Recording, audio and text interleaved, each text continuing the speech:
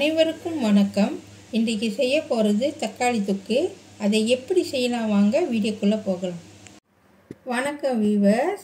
இன்றைக்கி நான் தக்காளி தொக்கு செய்ய போகிறேன். அதுக்கு தேவையான பொருட்கள் இப்போ நம்ம பார்க்கலாம். நான் 5 பழுத்த பழம் தக்காளி பழம் எடுத்திருக்கேன். 15 பல் பூண்டு நான் சின்ன சின்னதாக கட் பண்ணியிருக்கேன். 3 பட்டை மிளகா சின்ன சின்னதாக கட் பண்ணியிருக்கேன். கொஞ்சமாக கருவேப்பிலை, 1/2 டீஸ்பூன் கறி மிளகாத்தூள், பட்டை மிளகாத்தூள் 1/2 டீஸ்பூன், 1/4 டீஸ்பூன் மஞ்சள்தூள், தாளிக்க கடுகு,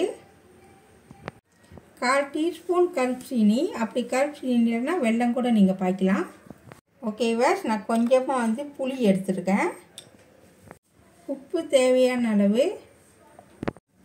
ஓகேவாஸ். நான் கடுகு 1/2 டீஸ்பூனு, 1/4 டீஸ்பூன் வெந்தயம் எடுத்துருக்கேன். இது ரெண்டையும் நம்ம என்ன செய்ய போகிறோம்னு சொன்னால் நல்லா வறுத்துட்டு இதை அரைக்க போகிறோம்.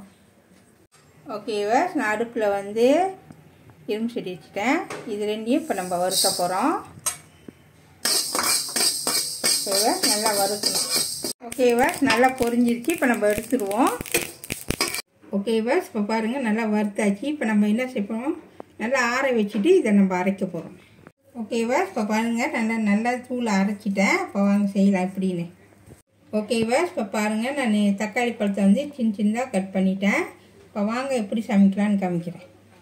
ஓகேவாஸ். இப்போ பாருங்கள் நான் எண்ணெய் ஊற்றிட்டேன். இப்போ நான் கடுகு போட போகிறேன்.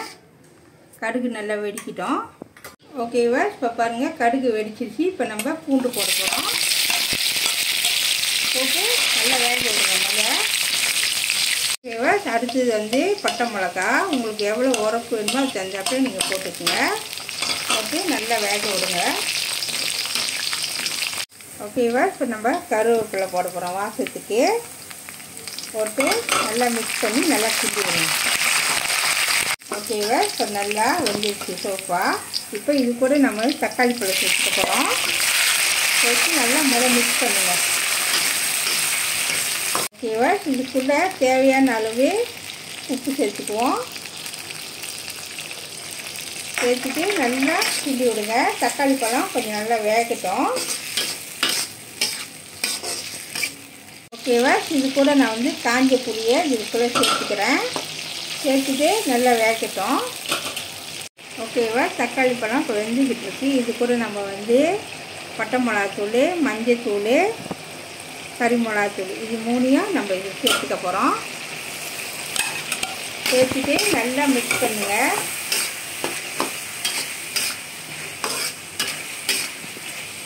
ஓகேவாஸ். இது கூட நான் கருப்பு சீனி சேர்த்துக்கிறேன். அப்படி உங்கள்கிட்ட கருப்பு சீனி இல்லைன்னா வெல்லம் சேர்த்துக்கலாம். சேர்த்துட்டு நல்லா மிக்ஸ் பண்ணி விடுங்க. நல்லா வேகட்டும். மிளகாத்தூள் எல்லாம் நல்லா வேகணும். தண்ணி சேர்க்கக்கூடாது. தண்ணி இல்லாமே நல்லா வேகணும். ஓகேவாஸ். இது கூட நான் அரைச்சி வச்ச கடுகும் வெந்தயத்தையும் சேர்த்துக்க போகிறேன். உங்களுக்கு ரொம்ப போடணுன்னா போடுங்க, பிரச்சனை. இந்த அளவுக்கு நான் போடுறேன். போட்டுட்டு நல்லா மிக்ஸ் பண்ணுங்கள். நல்லா வேகட்டும். ஓகேவாஸ். இப்போ பாருங்கள் எண்ணெய் நல்லா பிரிஞ்சு வந்துடுச்சு. இந்த ஸ்டேஜில் அடுப்பை வச்சிட வேண்டியதான். இப்போ தக்காளி தொக்கு ரெடி ஆயிடுச்சு. இது சோறுக்கு, இட்லி, தோசை, சப்பாத்தி எதுக்கு வேணுமாலும் சாப்பிட்லாம். அவ்வளோ டேஸ்ட்டாக இருக்கும். நீங்களும் கண்டிப்பாக வீட்டில் ட்ரை பண்ணி பாருங்கள்.